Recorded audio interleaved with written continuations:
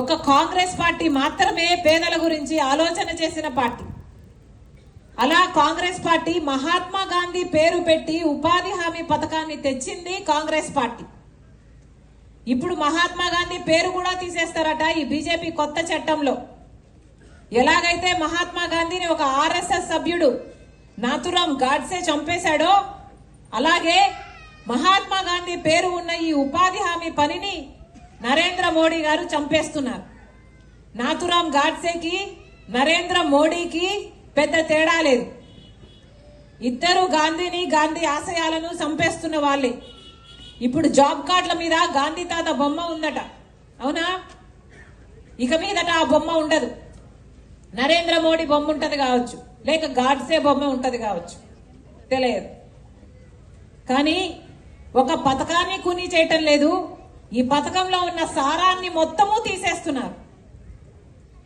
Congress party తెచ్చిన ఉపాధి హామీ పనికి ఇప్పుడు బీజేపీ తెస్తున్న ఈ కొత్త చట్టానికి చాలా తేడా ఉంది. నక్కకు నాగలోకానికి ఉన్నంత తేడా ఉంటుంది.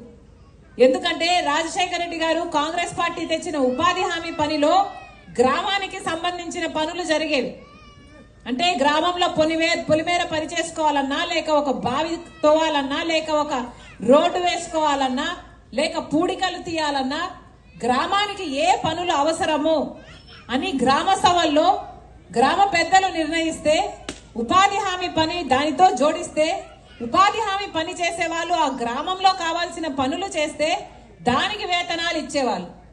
కానీ ఇప్పుడు బీజేపీ తెస్తున్న ఈ కొత్త చట్టంలోనట గ్రామాలకు ఇక అధికారం ఉండదు.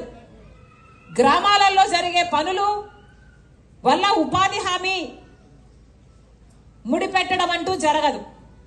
అంటే ఇక గ్రామాలలో పనులు మొత్తం ఆగిపోతాయి.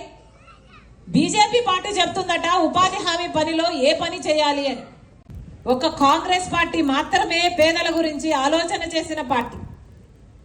అలా కాంగ్రెస్ పార్టీ మహాత్మా గాంధీ పేరు పెట్టి ఉపాధి హామీ పథకాన్ని తెచ్చింది కాంగ్రెస్ పార్టీ.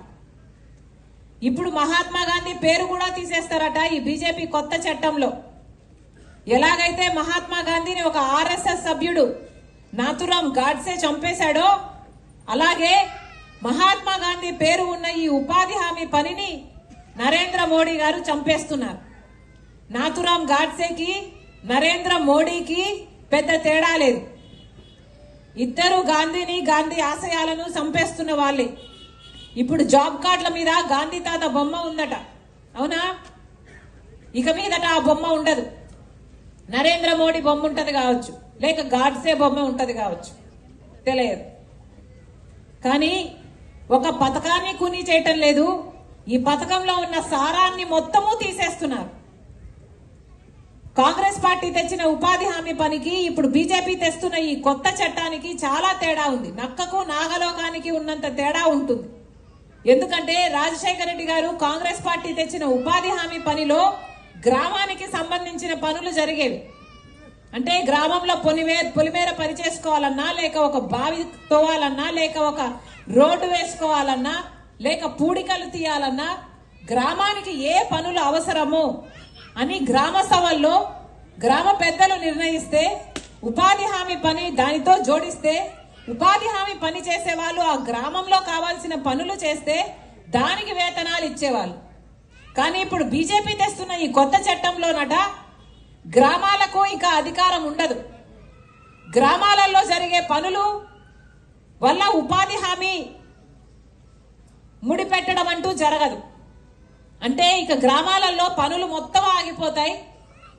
బీజేపీ పార్టీ చెప్తుందట ఉపాధి హామీ పనిలో ఏ పని చేయాలి అని.